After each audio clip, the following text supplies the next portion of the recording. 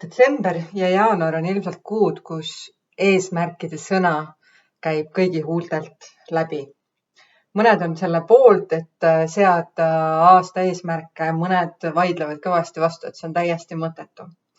Tahaksin täna jagada mõnda mõtet, miks selline eesmärkide seadmine aastavahetusel tõepoolest võib olla mõttetu või vaatamata sellele, et sa tead väga palju tehnikaid, kuidas eesmärke seada, võid ikka tunda ennast väga ebakindlana ja mõelda, et miks ma ometi ei suuda neid eesmärke 100% täita. Mina olen Liisi Toom ja olen sportlaste, juhtide ja ekspertide sooritust vaimsel plaanil toetav coach ja olen siis peamiselt keskendunud just sellise psühholoogiliste oskuste arendamisele, mis aitaksid inimesel oma julgemaid eesmärke seada ja nendeni jõuda rahulikult, tervelt ja järjekindlalt. Ja oma kogemuses olen näinud, et on 3 asja, mis ei ole seotud otseselt, et ma kirjutan eesmärgi maha ja hakkan seda nüüd järgima, aga 3 sellist mõtteviisi või tabamist, mis aitaksid sul olla enesekindlamad oma eesmärkide kirjutamisel ja nende järgimisel.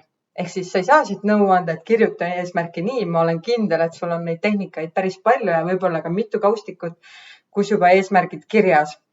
Aga esimene nendest on, et eesmärkide elluviimine sõltub tihtipeale sellest, milline kogemus sul on eesmärgiga ja eesmärkide järgimisel varasemalt olnud. Kui sa oled mitu aastat juba neid aastavahetuse eesmärke seadnud või kooliaasta alguses seadnud eesmärke või trenni eesmärke, ükskõik mis valdkond sulle oluline on olnud ja iga kord oled sa jäänud peale selle kirjutamist hätta.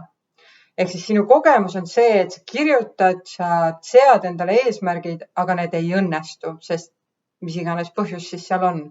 Aega ei ole, raha ei ole, ise ei oska neid saavutada, mingid asjad tulevad vahele, elu tuleb vahele. Mis juhtub on see, et sul tekib kogemus, et eesmärkide seadmine pole mõttekas. Ja see, enne kui sa nüüd hakkad järgmisele koolitusele minema, kuidas seada eesmärke, siis mõtle sellele, et milline on sinu kogemus eesmärkide järgimisel, nende elluviimisel. Kui see on pigem negatiivne, siis võib-olla peaks enne sellega tegelema, et mis on see põhjus olnud. Ja teiselt poolt mõelda sellele, et kuidas sa saad luua endale väikeseid positiivseid emotsioone oma eesmärkide saavutamisel. See võib olla ka see väikeste sammude astumine, see teooria, mida kindlasti oled ka kuulnud, et see hästi väikesed eesmärgid võib olla alguses, et saada lihtsalt seda enesekindlust, et ma võib-olla ei lähe homme trenni, kui trenn on näiteks minu eesmärk.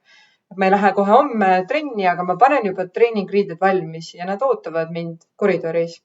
Ja sa saad selle positiivse asja, et trenniriided on vähemalt valmis. Küll ma jõuan selleni, et ma ükskord trenniga lähen. Mis iganes toimib sinu jaoks. See peab olema mõnus ja isegi kui ta on naljakas ja tundub kohtlane natukene, siis peaasi on, et sa saad natukene võib-olla muiata, natukene positiivset tunnet, et sa oled natuke liikunud oma eesmärgi poole. Ehk siis kogu positiivseid emotsioone seoses eesmärkide täitmisega. Nüüd teine oluline asi on see, et plaan või eesmärgid ja nende järgimine on 2 täiesti erinevat asja. Kui me läheme näiteks füüsilise või vaimse oskuse sooritamise plaani tegema sportlasega või mõne juhiga näiteks strateegilist plaani oma meeskonna arendamisel, siis meil on 2 äärmust justkui, et üks on see tulemus, et mida me tahame saavutada, mida me tegelikult täna ei kontrolli ja teine pool ja sinna vahepeal jääb mitmed asjad on siis need sammud, mida me reaalselt astume. Nüüd suuri eesmärke seades me unistame väga julgelt ja see on väga äge, aga sinna need tihtipeale jäävadki. Nii et oma eesmärke vaadates unusta võib-olla ära see, et sul on mingisugune suur eesmärk, on see olümpiavõit või mõni muu julge, äge unistus, mis on väga lahe ja pane see kindlasti kirja, siis mõtle ka seda, et mida ma täna selleks teha saan üldse. Ja jälle nii pisike asi, kui vähegi on, mis vähegi paneb sind natukene liikuma. Ehk siis see on teine asi, mida oma eesmärkide märkmikut vaadates mõelda. Kolmas, mis on natuke seotud nendega, nagu ikka, on tähista igat väikest sammu või igat tehtud eesmärki. Ja võib-olla alustuseks, et kui sul justkui täna tunned, et ei ole otseselt midagi tähistada, et sa pole selle aasta eesmärkidest midagi järginud või sa pole isegi eesmärki kirja pannud, siis mõtle mingitele varasematele hetkedele, kus sa oled mingi endale alguses keerulise asja ellu viinud. Et sa saaksid jälle sedasama enesekindlust, mida ma olen siin maininud, et ma saan hakkama. Ma saan sellega hakkama, et ma võtan ennast kätte ühel hetkel ja teen 2 sammu rohkem, kui ma varem tegin võib-olla. Kiida ennast, kiida ja pane tähele, võib-olla alusta sellest, et isegi pane tähele. Eestlased ei taha väga ennast kiita või öelda, et see on normaalne või ütlevad, et see on normaalne ja et peaks ju rohkem tegema. Aga märka, et täna sa tegid midagi, täna sa jätsid võib-olla midagi tegemata, mis aitab sul olla tervem, olla teadlikum mingitest asjadest ja liikuda natukenegi siis oma eesmärgi poole.